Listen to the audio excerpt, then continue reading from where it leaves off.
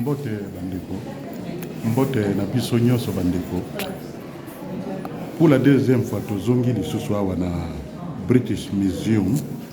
Ngaina mon fils. En tout cas, je suis très satisfait de ce qu'il est en train de me dire. Et puis adali kolakisanga ba révélation.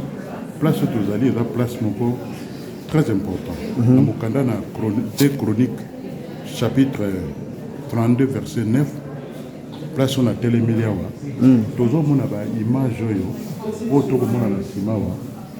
Ezo lakisa biso keza ba image ba mindele te. Ba mindele ba kosa biso mindele ba kosa biso mingi. Mon peuple est péri parce qu'il lui manque la connaissance. Yango tozo loba na bande ko na biso mingi makomi na nzambe o totanga ka bato balinga totanga en mukanda na Ancien Testament c'est parce qu'il y a toutes des choses ezali là. Ezali peut-être déception. Il y a ba mindele ndenge ba mesana ka kokosa bato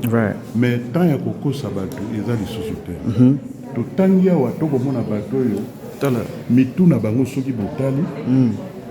na ba forme na bango eza mindele te mais mindele yango tolobaka pe l'air moko baza bato moko baza très compliqué mais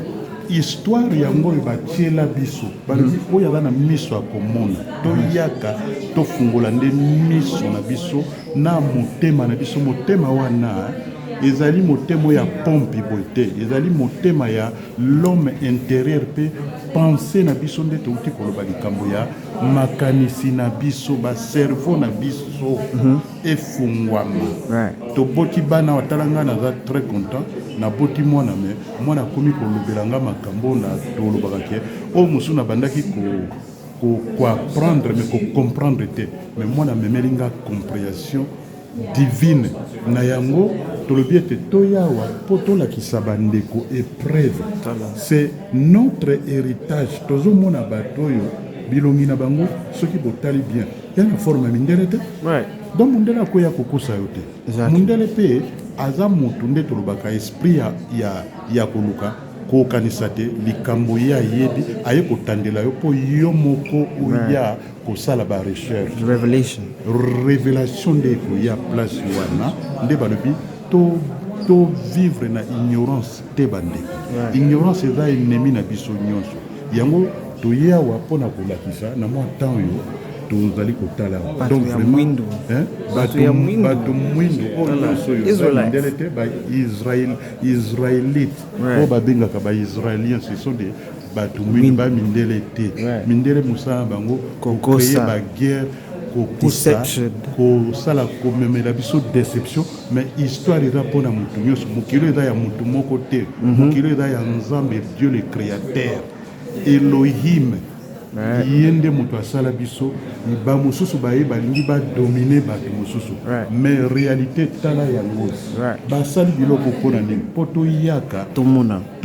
mpe to apprendre mpe tocommunike yango mpona gloire ya nzambe amen topasse moment moko exceptionnel esika tokendeki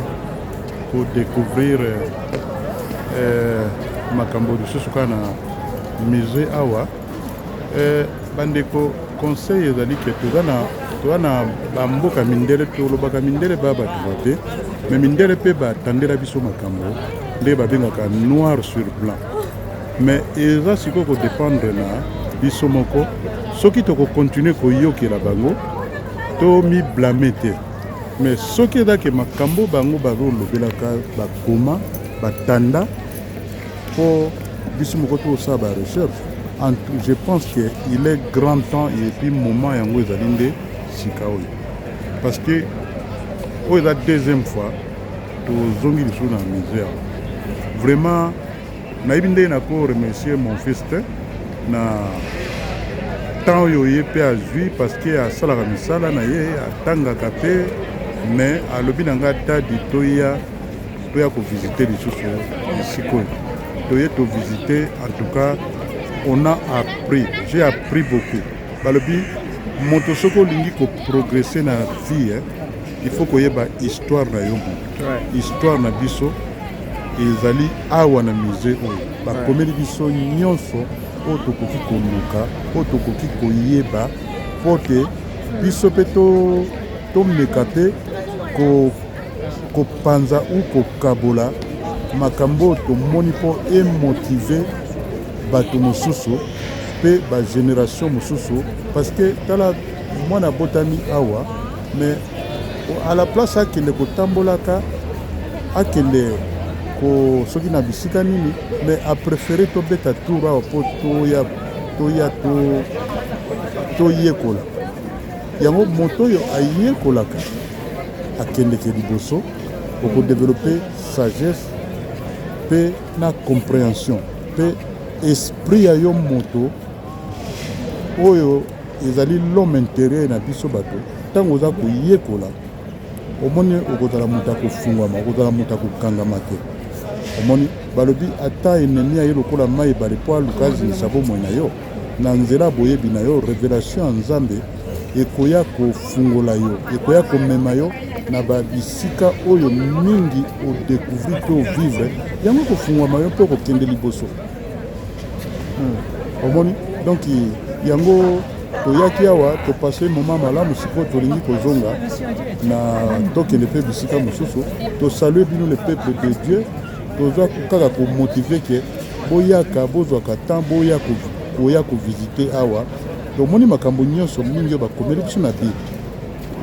makambo nyonso eza na bible ezali na ndako mondele aye abombi yango mpo bato mosusu baya kotanga mais bino bolingaka kotanga te mais biso moko tolingi kotanga te ndenge grand alobi donc ezali mawa mingi omona moto mosusu akodiscute na yo mais ayebi te yo sikoyo soki olobi ke nayaki awa naye na prendre ayolakisi nini mais ici c'est la réalité omoni mokando balobi buku mokando ya nzambe il faut kotanga yango kosala méditation na yango kosala mpe barecherche mpo te tofungwama mpo ete tozala baproie ya te bato baya komanipule biso te tozala misuni oyo bato bakoka komanipule biso te parce que na mokilera ya moto moko te mokilera ya nzambe omoni ntango nzambe asalaki yango ezodépendre na niveau ya connaissance mpe ya compréhension na yo moto mpo na avancement na biso nyonso na bagénération oyo mpe na oyo ekoya mpe na oyo bafuture génération oyo ekoya en tout cas